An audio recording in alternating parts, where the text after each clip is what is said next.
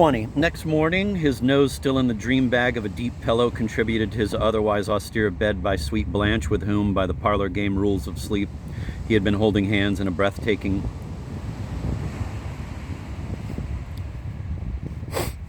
Take two. 20.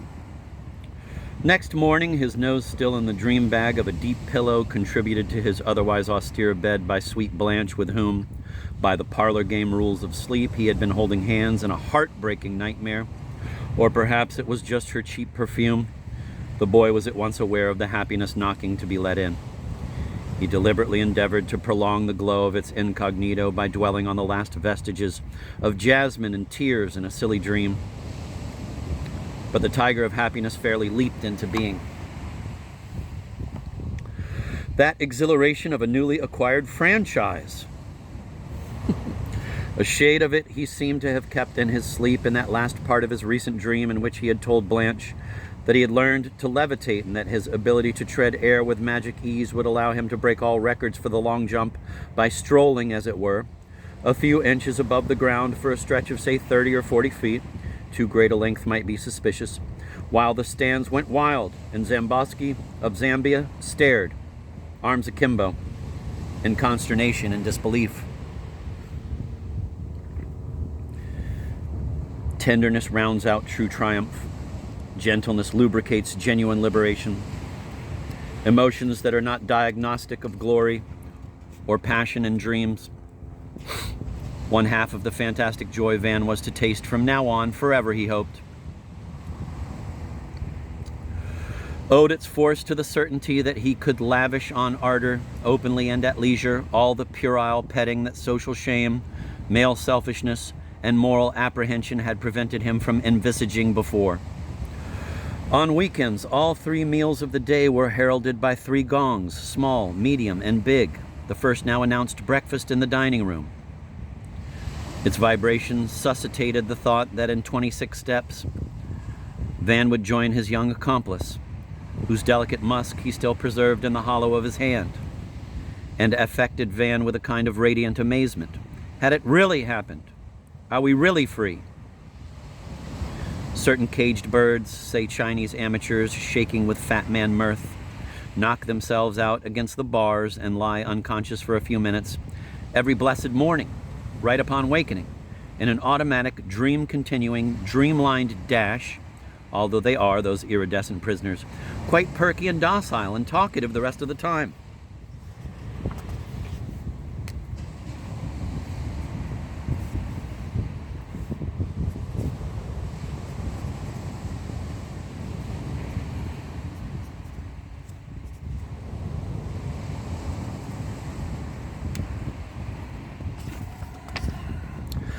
Van thrust his bare toe into a sneaker, retrieving the while its mate from under the bed.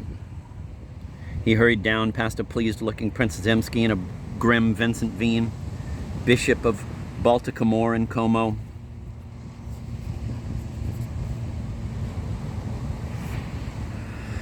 But she was not down yet. In the bright dining room, full of yellow flowers and drooping clusters of sunshine, Uncle Dan was feeding. He wore suitable clothes for a suitably hot day in the country, namely a candy-striped suit over a mauve flannel shirt and pique waistcoat, with a blue and red club tie and a safety gold-penned very high soft collar. All his trim stripes and colors were a little displaced, though, in the process of comic strip printing, because it was Sunday. He had just finished his first buttered toast with a dab of ye old orange marmalade and was making turkey sounds as he rinsed his dentures orally with a mouthful of coffee prior to swallowing it in the flavorous flotsam. Being, as I had reason to believe, plucky, I could make myself suffer a direct view of the man's pink face with its rotating red tashi, but I was not obliged, mused Van in 1922 when he saw those Baganaudier flowers again, to stand his chinless profile with its curly red sideburn. So Van considered, not without appetite, the blue jugs of hot chocolate and baton segments of bread prepared for the hungry children. Marina had her breakfast in bed. The butler and Price ate in a recess of the pantry, a pleasing thought somehow. And Mademoiselle Lariviere did not touch any food till noon, being a doom-fearing midinette. The sect, not the shop. and had actually made her father confessor join her group.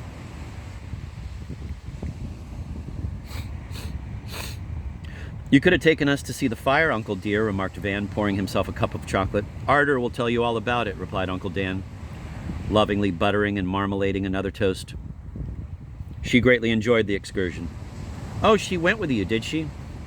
"Yes, in the black charabanc, with all the butlers. Jolly good fun. Rally." Pseudo-British pronunciation. "But that must have been one of the scullery maids, not Arter," remarked Van. "I didn't realize," he added.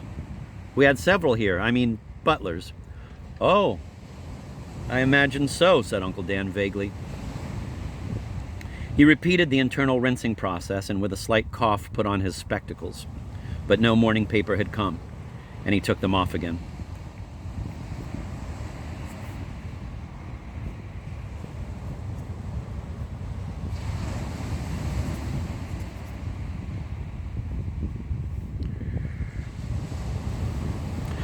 Suddenly Van heard her lovely dark voice on the staircase saying in an upward direction, "Je vous donne une des corbeilles de la bibliothèque," presumably in reference to some geranium or violet or slipper orchid. There was a banister pause, as photographers say, and after the maid's distant glad cry had come from the library, Arter's voice added, "Je me demande, I wonder, qui l'a mis là, who put it there?" Aussitôt après, she entered the dining room.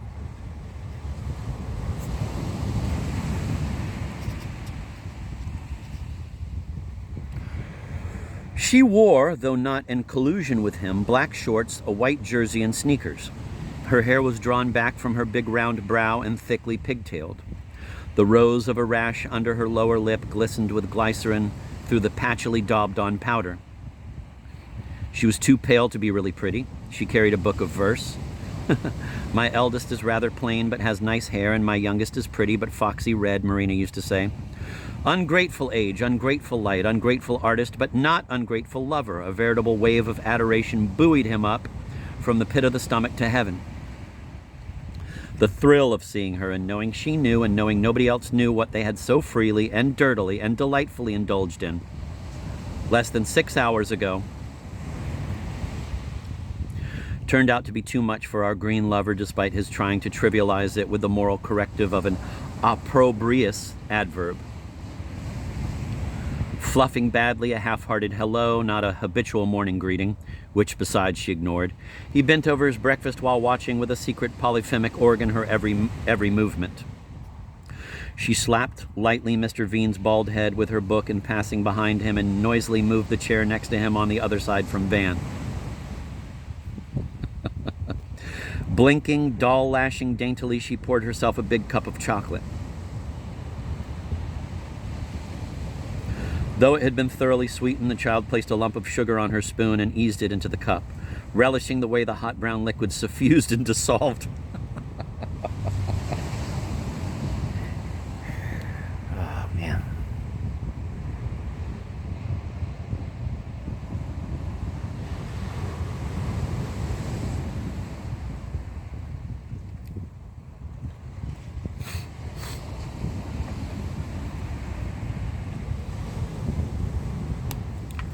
Going to start from the beginning of that paragraph. I apologize. She wore, though not in collusion with him, black shorts, a white jersey, and sneakers. Her hair was drawn back from her big round brow and thickly pigtailed.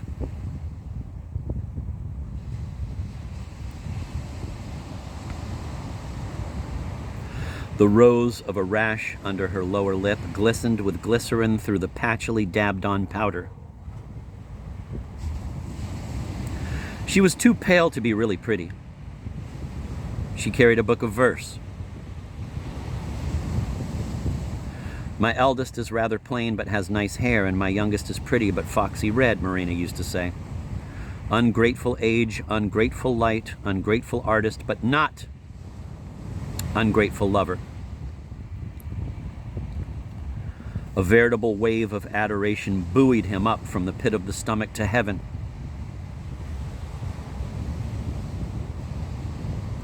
The thrill of seeing her and knowing she knew, and knowing nobody else knew what they had so freely and dirtily and delightfully indulged in.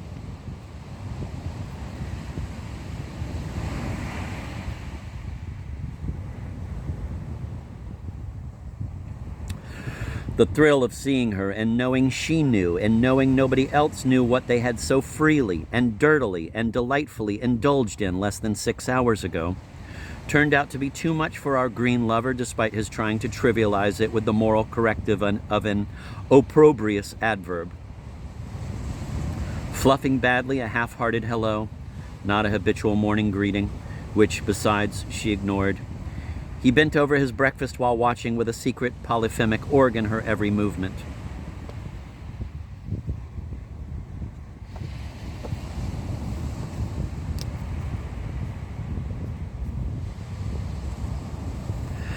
She slapped lightly Mr. Veen's bald head with her book in passing behind him and noisily moved the chair next to him on the other side from Van. Blinking, doll-lashing daintily, she poured herself a big cup of chocolate. Though it had been thoroughly sweetened, the child placed a lump of sugar on her spoon and eased it into the cup, relishing the way the hot brown liquid suffused and dissolved one crystal-grained crumbling corner and then the entire piece. Jesus.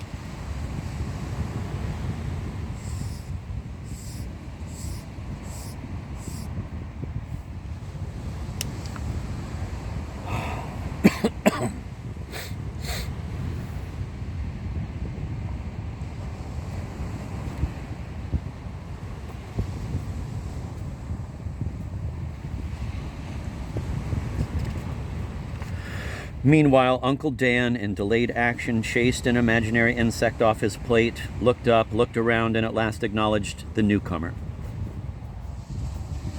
"Oh, yes, Arder," he said. "Van here is anxious to know something. What were you doing, my dear, while he and I were taking care of the fire?"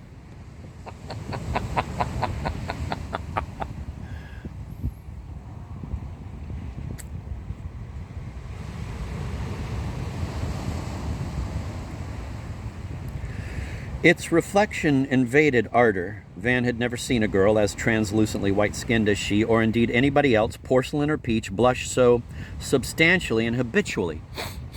And the habit distressed him as being much more improper than any act that might cause it.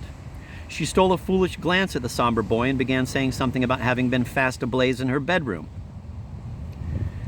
"You were not," interrupted Van harshly. "You were with me looking at the blaze from the library window. Uncle Dan is all wet." "Ménagez vos Americanisms," said the latter, and then opened his arms wide in paternal welcome as guileless Lucette trotted into the room with a child's pink, stiff-bagged butterfly net in her little fist, like an oriflamme.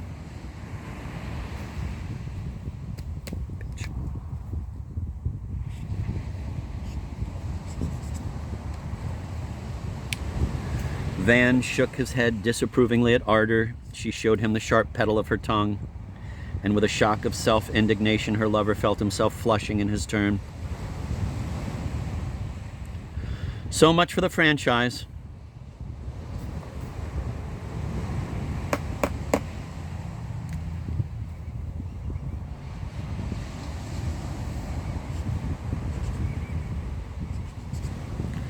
He wringed his napkin and retired to the Mestechko little place off the front hall. After she too had finished breakfasting, he waylaid her, gorged with sweet butter, on the landing.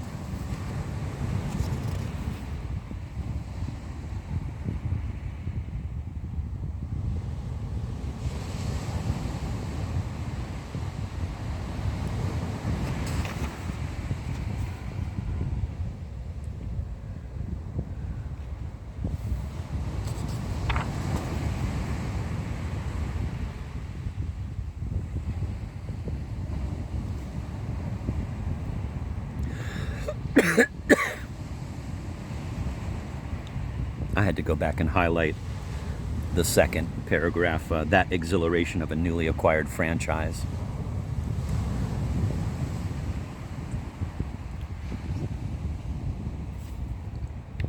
So much for the franchise. He wringed his napkin and retired to the Mestechko, little place off the front hall.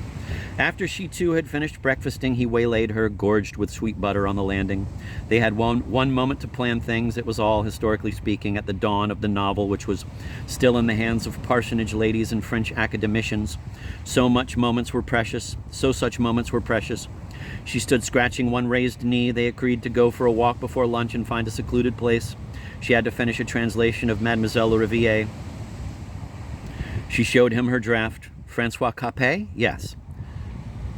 Quote, their fall is gentle, the wood chopper can tell before they reach the mud.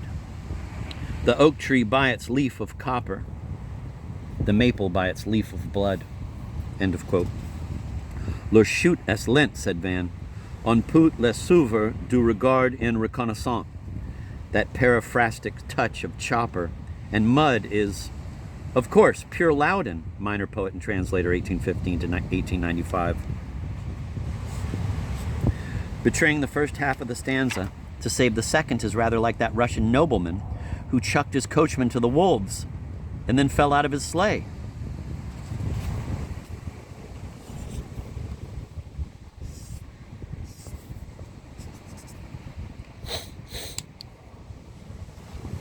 I think you are very cruel and stupid, said Arter. This is not meant to be a work of art or a brilliant parody. It is the ransom exacted by a demented governess from a poor, overworked schoolgirl.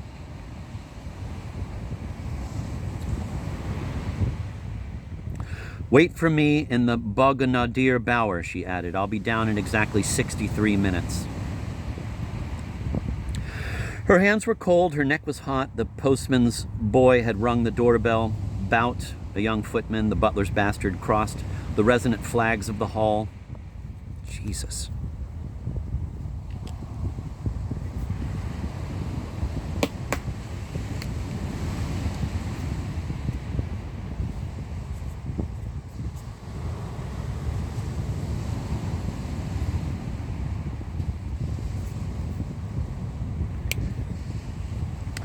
On Sunday mornings, the mail came late because of the voluminous Sunday supplements of the papers from Balticomore and Kaluga and Luga, which Robin Sherwood, the old postman, in his bright green uniform distributed on horseback throughout the somnolent countryside. As Van, humming his school song, the only tune he could ever carry, skipped down the terrace steps, he saw Robin on his old bay holding the livelier black stallion of his Sunday helper, a handsome English lad whom, it was rumored behind the rose hedges, the old man loved more vigorously than his office required.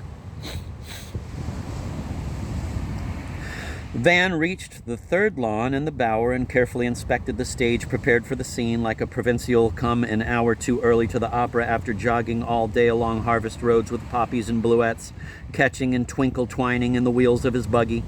Flaubberg's Ursula.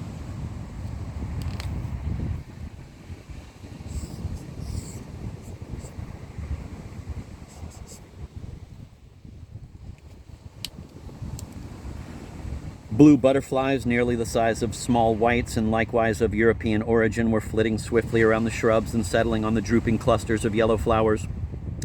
In less complex circumstances, 40 years hence, our lovers were to see again, with wonder and joy, the same insect in the same bladder senna along a forest trail near Suston in the Valais. At the present moment, he was looking forward to collecting what he would recollect later.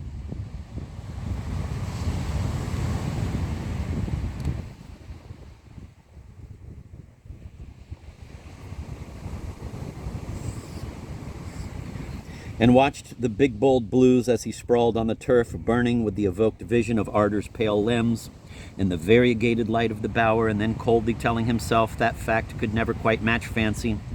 When he returned from a swim in the broad and deep brook beyond the bosquet, with wet hair and tingling skin, Van got the rare treat of finding his foreglimpse of live ivory accurately reproduced, except that she had loosened her hair and changed into the kirtle frock of sun-bright cotton that he was so fond of and had so ardently yearned to soil in the so recent past.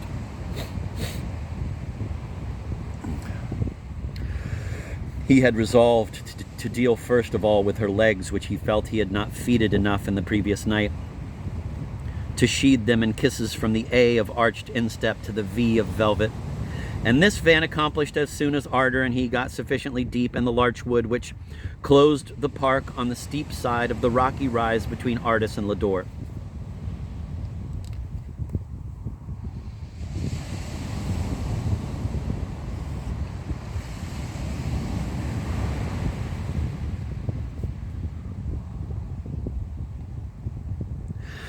Neither could establish in retrospect, nor indeed persisted in trying to do so, how, when, and where he actually deflowered her, a vulgarism Arder in Wonderland had happened to find glossed in Frode's Encyclopedia as to break a virgin's vaginal membrane by manly or mechanical means.